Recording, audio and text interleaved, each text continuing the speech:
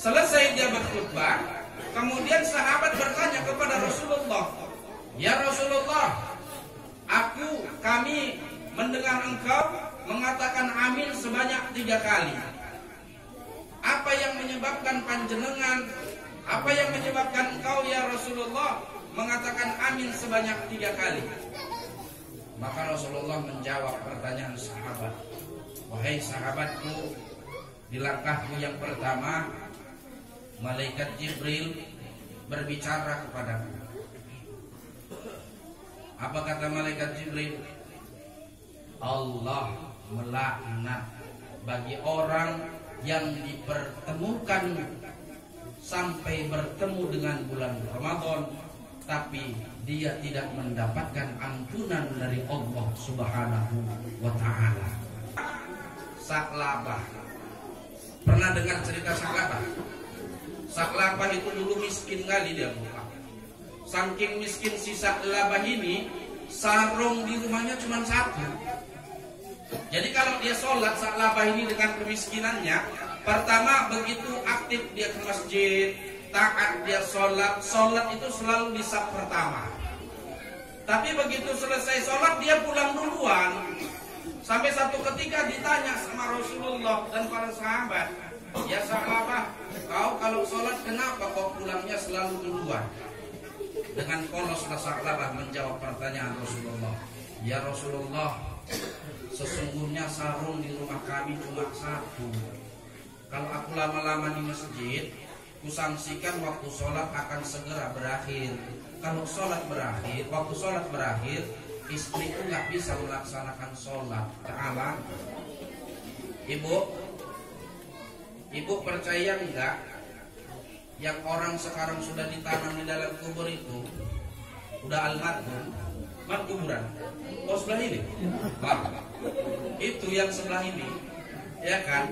Mungkin di antara mereka yang baru ditanam, yang tahun lalu masih puasa, kalau bapak-bapaknya siap sholat tarawih ke warung kopi, ya kan? Betul. Kenapa? Karena aku bapak-bapak juga. Terkadang aku pun di warung kopinya, ya kan, hampir tiap hari aku sama Bang Edwin di warung kopi di Siantar sana.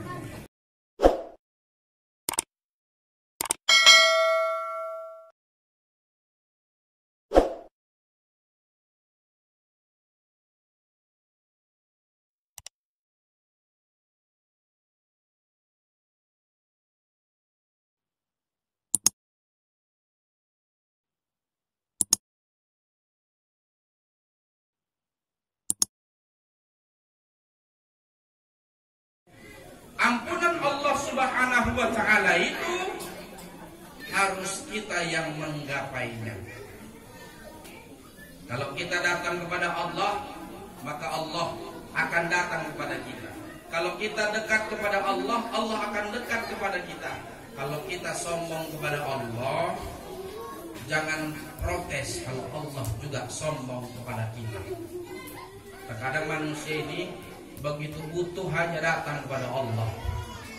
Udah dikasih nikmat, lupa dia sama yang memberikan nikmat, yaitu Allah. Betul apa betul? Betul. Ya kan? Tiba giliran susah ngadu dia sama Allah, "Ya Allah, susah kali hidupku, ya Allah, angkatlah rezekiku, ya Allah. Kalau jauh dekatkan, kalau dekat gapaikan kepadaku untuk menggapai rezeki itu, ya Allah." Udah dikasih rezeki oleh Allah, lalai dia. Gak mau dia bersyukur, sombong pula dia. Wah, dicabut lagi nikmatnya sama Allah. Siapa contohnya? Sa'labah. Pernah dengar cerita Sa'labah? Sa'labah itu dulu miskin kali dia, bukan? Saking miskin si Sa'labah ini, sarung di rumahnya cuma 1. Jadi kalau dia sholat, Sa'labah ini dengan kemiskinannya, pertama begitu aktif dia ke masjid, taat dia sholat itu selalu di saf pertama. Tapi begitu selesai sholat dia pulang duluan. Sampai satu ketika ditanya sama Rasulullah dan para sahabat, "Ya Sa'labah, kau kalau sholat kenapa kau pulangnya selalu duluan?" Dengan poloslah Sa'labah menjawab pertanyaan Rasulullah, "Ya Rasulullah, sesungguhnya sarung di rumah kami cuma 1. Kalau aku lama-lama di masjid, kusangsikan waktu sholat akan segera berakhir. Kalau sholat berakhir, waktu sholat berakhir, istriku nggak bisa melaksanakan sholat. Makanya aku harus pulang cepat biar terkejar waktu sholat, biar biniku bisa sholat. Itulah polosnya Sa'labah. Kemudian Sa'labah memberanikan diri kepada Rasulullah untuk berbicara niatnya. Ya Rasulullah, kau kan Habibullah, kau kan kekasih Allah. Biasanya kalau kekasih Allah minta berdoa kepada Allah kan pasti dikabulkan. Terus kenapa rupanya, apa mau, kata Rasulullah. Ini bahasa kita lagi kan. Ya Rasulullah, doakanlah aku biar bisa menjadi orang yang terangkat ekonomi rumah tanggaku. Dengan itu mungkin aku bisa lebih bergiat beribadah. Bla bla bla bla bla bla. Apa kata Rasulullah? Udahlah, gini aja lah kau. Nanti kau kalau kaya lupa pula sama Allah. Tapi si Sa'labah ini dedesai ini. Dedesai. Banyak orang Jawa sih kan, Bu. Dipaksanya Rasulullah. Pendek cerita, Rasulullah pun mengiyakan keinginan Sa'labah. Kemudian Rasulullah menghadiahkan 2 ekor kambing untuk dipelihara oleh Sa'labah. Setelah itu Rasulullah berdoa kepada Allah Subhanahu wa taala untuk mengangkat derajat ekonomi si Sa'labah melalui ternak kambingnya. Nggak berapa lama kemudian, ya kan, kambingnya beranak, berkembang biak. Dengan semakin banyaknya kambing Sa'labah ini, makin ke belakang Sa'labah sholat, makin mundur. Ditanya sama sahabat, kenapa kau makin mundur? Iya, makin repot aku ngurusin kambingku. Sendirian aku ngangon. Ya kan? Nah itu dia. Terus nggak sampai di situ aja, sampai seterusnya, sampai babar belas dan ini nggak pernah ngijek ke kaki kiri di masjid nih. Nggak pernah sholat lagi dia. Ditanya, kenapa kau nggak pernah ke masjid lagi? Aduh, boro-boro mau ke masjid.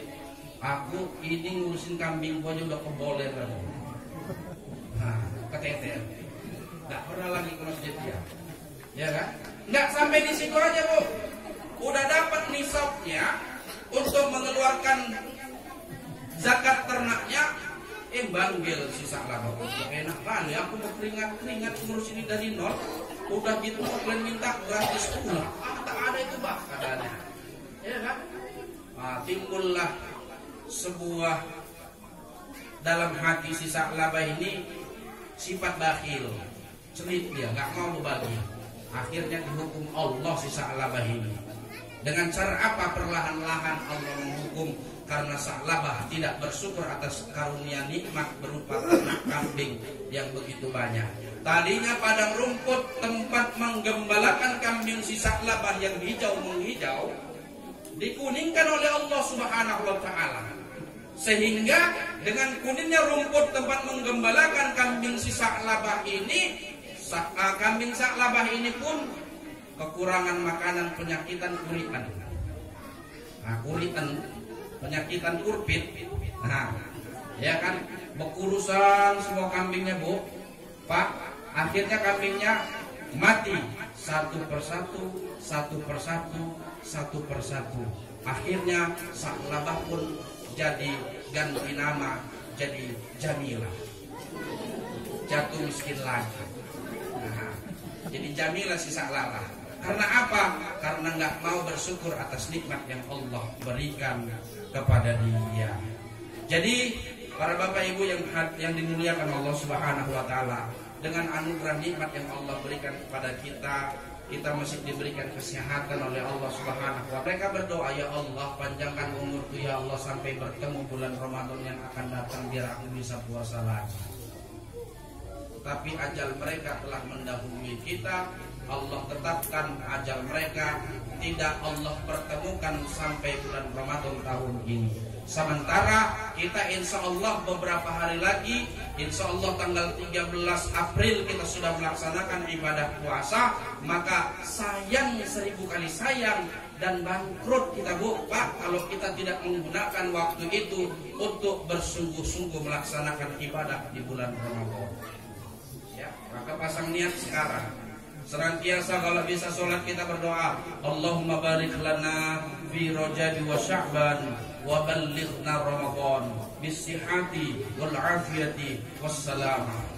Doakan, ya Allah, berkahi umurku di bulan Rajab, berkahi umurku di bulan Sya'ban, panjangkan umurku hingga aku bisa bertemu bulan Ramadan dengan kesehatan dan dengan keselamatan. Amin ya Rabbal alamin. Nah, kalau Allah sudah panjangkan umur kita bertemu bulan Ramadan, sama-sama kita pergunakan bulan Ramadan itu untuk melaksanakan ibadah dengan bersungguh-sungguh. Puasa sudah, tarawih, witir sudah. Terus apa lagi? Tadarus. Nah, tadarus Bu, Pak. Ya, ibu-ibunya yang biasa rajin tadarus. Nah, itu dia. Terkadang amin ibu laki-laki kalau udah ke warung kopi 1 jam nggak cukup.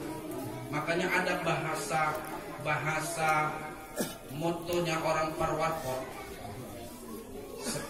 Secangkir kopi sejuta bicara. Iya kan? Betul itu kan, Pak? Iya. Nah, bulan Ramadan ini ayo kita kurangilah porsi ngopinya, Pak. Ya. Kita buat halaqah. Kita buat kelompok-kelompok untuk melaksanakan tadarus. Ibu-ibunya tadarus. Kalau ibu-ibunya yang masih punya anak kecil nggak sempat ke masjid, di rumah tadarusnya. Ya. Kenapa? Karena puasa dan Ramadan nanti di yaumil qiyamah berbicara kepada Allah.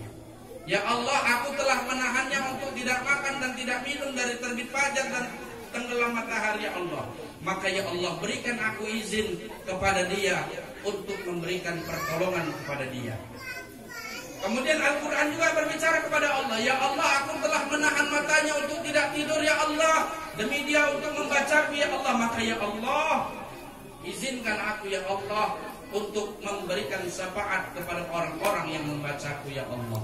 Kemudian Allah berkata kepada puasa, wahai puasa, berikan syafaatmu kepada orang-orang yang berpuasa.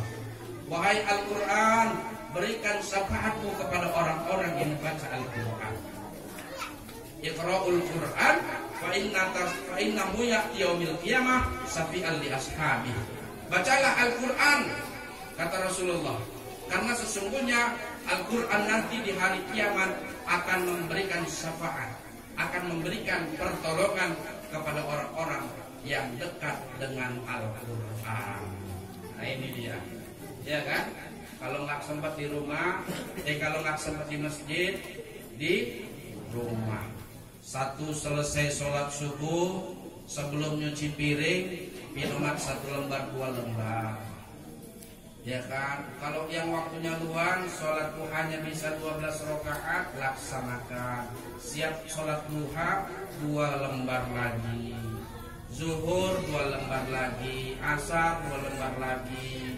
Kalau maghrib buatlah nggak sempat, habis tarawih bante 1 juz. Ya kan?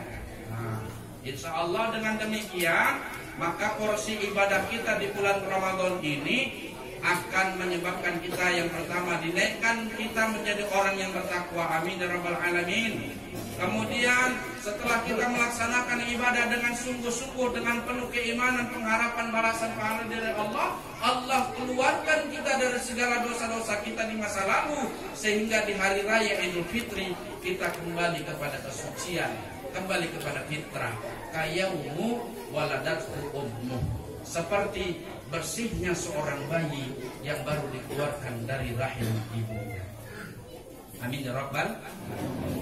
Yang terakhir Bu, yang terakhir ya, satu ketika di penghujung bulan Sya'ban, Rasulullah SAW akan berkhutbah. Di saat dia akan berkhutbah, dia menaiki mimbar. Di langkah yang pertama, baginda Rasulullah mengatakan amin. Kemudian di langkah yang kedua, kembali baginda Rasulullah mengatakan amin. Dan di langkah yang ketiga, baginda Rasulullah mengatakan amin. Lantas ku aminkan, kata baginda Rasul. Kemudian di langkah yang kedua, Allah melaknat. Di dalam riwayat yang lain dikatakan celakalah bagi orang-orang yang dipertemukan umur orang tuanya dalam usia lanjut, tapi orang tuanya tidak menyebabkan dia masuk ke surganya Allah Subhanahu wa ta'ala. Yang ketiga, malaikat berbicara kepadaku, kata Rasulullah, celakalah bagi orang-orang yang disebutkan namaku, kata Rasulullah, tapi mereka enggan bersolawat kepadaku. Nah, yang pertama tadi, Allah melaknat dan Allah mencelakakan bagi orang-orang yang sudah dipertemukan bulan Ramadan. Berbeda nasibnya dengan yang sebelah tadi, tapi mereka nggak timbul motivasi semangat untuk beribadah di bulan Ramadan. Bulan Ramadan orang puasa, yuk konolah, kuyalah, puasa korah. Bulan Ramadan orang bergegas untuk melaksanakan sholat, taraweh, tadarus. Banting kolah situ, aku santai lah di sini, urusan mulai itu aku sama Tuhan pula urusanku. Ya kan?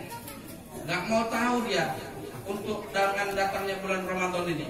Nggak timbul ghirah Islamnya, nggak timbul semangat ibadahnya. Padahal tadi ngaku dia aturnya udah 3 kali nih haji. Ya kan? Keluarganya ada agen travel umroh. Merokok pula dia siang-siang di pinggir jalan, bangga pula dia menunjukkan dia yang merokok. Dibilang gak Islam, dilempar batu. Nah ini celaka ini Pak Bu. Ya.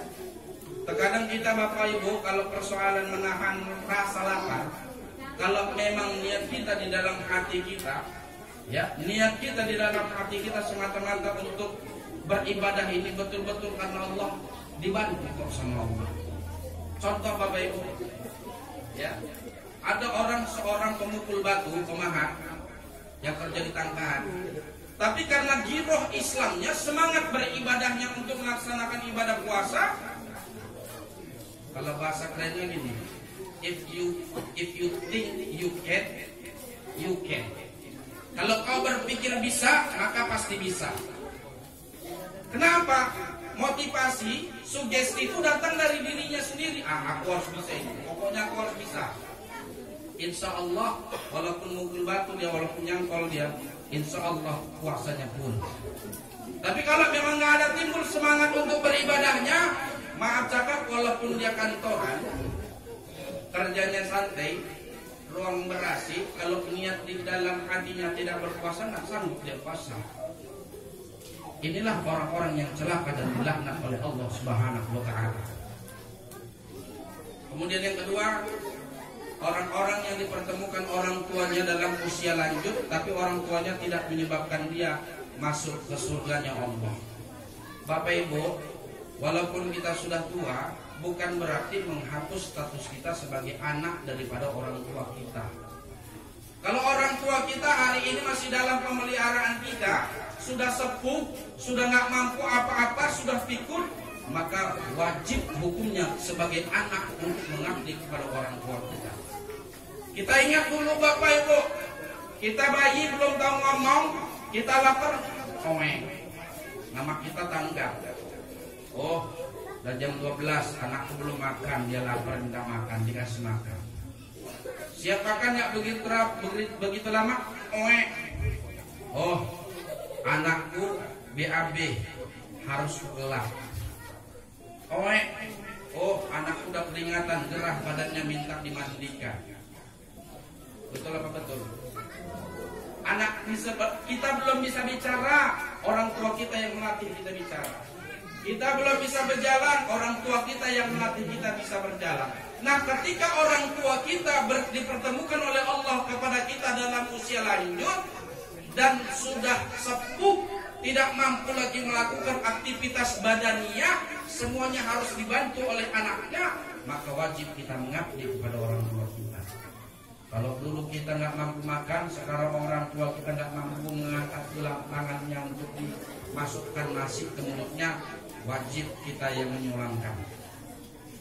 Orang kita nggak mampu lagi mandi dengan sendiri karena sudah sepuh, sudah tak mampu lagi melangkahkan kakinya, kita yang mengatur, kita yang membersihkan.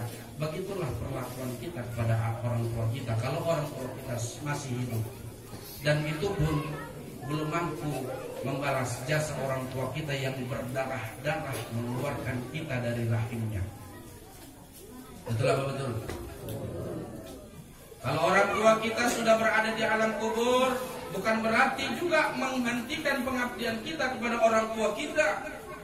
Bagaimana cara mengabdikan diri kita kepada orang tua yang sudah meninggal dunia?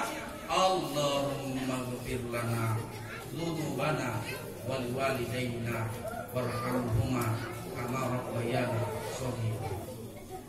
Itu baru anak soleh yang bisa mendatangkan pintu surganya Allah Subhanahu wa taala.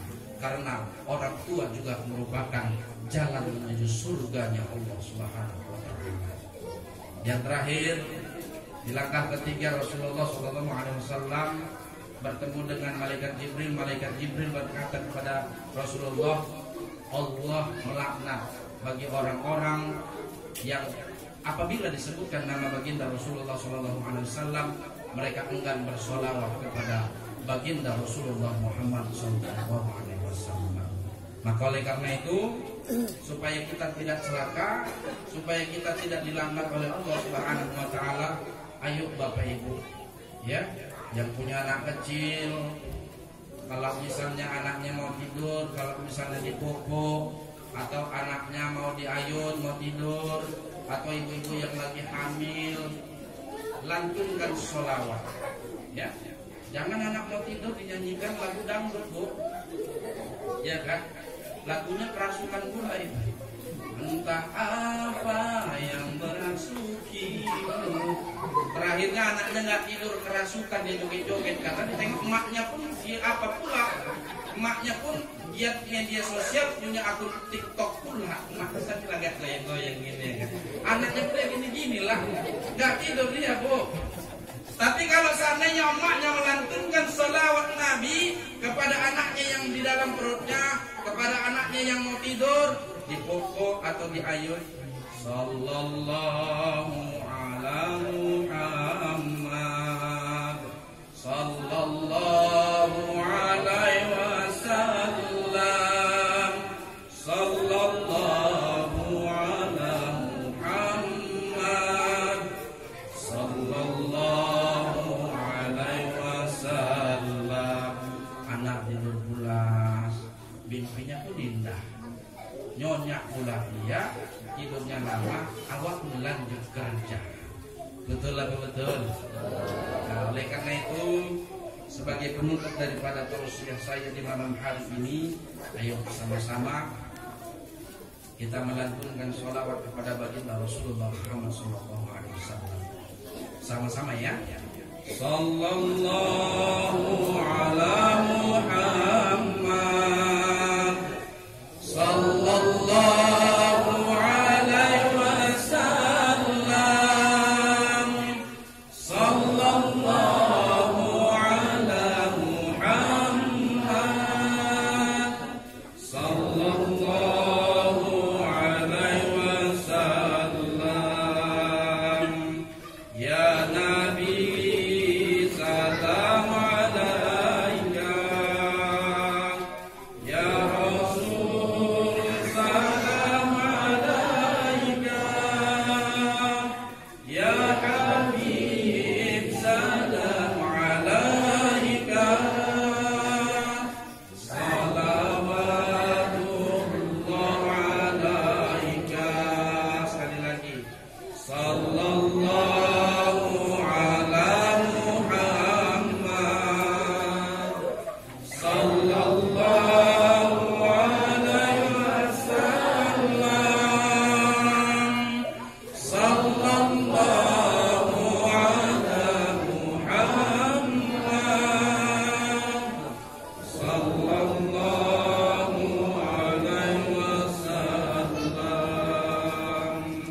Ya Nabi, salam alaika. Ya Rasul, salam alaika. Ya Habib, salam alaika. Salawatullah alaika.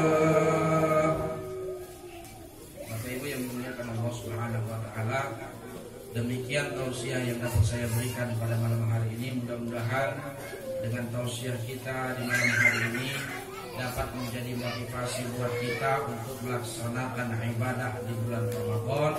Dan dengan ibadah-ibadah kita ini Allah mengangkat derajat kita kepada golongan derajat orang-orang yang bertakwa kepada Allah Subhanahu wa taala. Amin. Selanjutnya Allah juga akan ampunkan dan keluarkan kita dari segala dosa-dosa kita di masa lalu kita, sehingga begitu masuk bulan Syawal, hari raya Idul Fitri, kita kembali kepada kesucian, sehingga bersihnya kita bagaikan seorang bayi yang baru dikeluarkan dari rahim ibunya. Amin ya rabbal. Kemudian selanjutnya mari sama-sama kita pasang niat bahwa apa yang kita kerjakan, apa yang kita amalkan di dunia ini semata-mata untuk Allah dan karena Allah. Kita bersihkan diri, sucikan hati untuk menggapai ridho dan maghfirah ilahi rabbi. Kita saling maaf-maafkan, buka hati kita, kita pasang hati kita, buka hati kita niatkan hati kita, walaupun kita tidak bisa berjabatan tangan dengan saudara-saudara kita, kita sudah menganggap kesalahan saudara-saudara kita maafkan. Dan begitu juga pengharapan kita, maulah kita membuka hati untuk saling memaafkan, karena itu juga bagian daripada faktor utama pendukung diterimanya amal ibadah kita di bulan Ramadan. Demikian, terima kasih atas perhatian. Mohon maaf atas segala kekurangan. Saya akhiri. Nasrun minallahi wa fathun qarib. Wa basyiril mu'minin. Wa billahi taufiq wal hidayah. Wa ridha wal inayah. Assalamualaikum warahmatullahi wabarakatuh.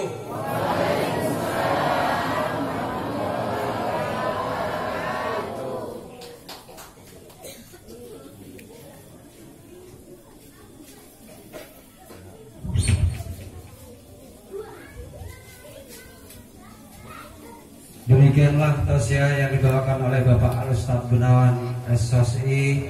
Semoga ini bermanfaat bagi kita warga Huta Bukit Bayu, bisa termotivasi untuk kita menjalankan ibadah di bulan Ramadan. Kami informasikan sebagai BKM itu saat ini kami tidak menerima peraturan untuk tarawih. Kita kemungkinan mengadakan tarawih seperti biasa. Dan bagi warga yang kurang sehat, kami bermohon untuk ibadah di rumah saja. Kemungkinan kita akan melaksanakan ibadah tarawih di malam Selasa, dan kita tunggu informasi dari Menteri Agama. Insya Allah kita akan melaksanakan di malam Selasa. Itulah saya sebagai BKM di sini mengucapkan ribuan terima kasih kepada warga Huta Bukit Bayu. Selamat, sehat dan selalu, dan kita saling bermaafkan dengan membuka hati. Semoga kita dapat lancar menjalankan ibadah di bulan suci Ramadan. Billahi taufiq wal hidayah. Acara kita tutup dengan Assalamualaikum warahmatullahi taala wabarakatuh.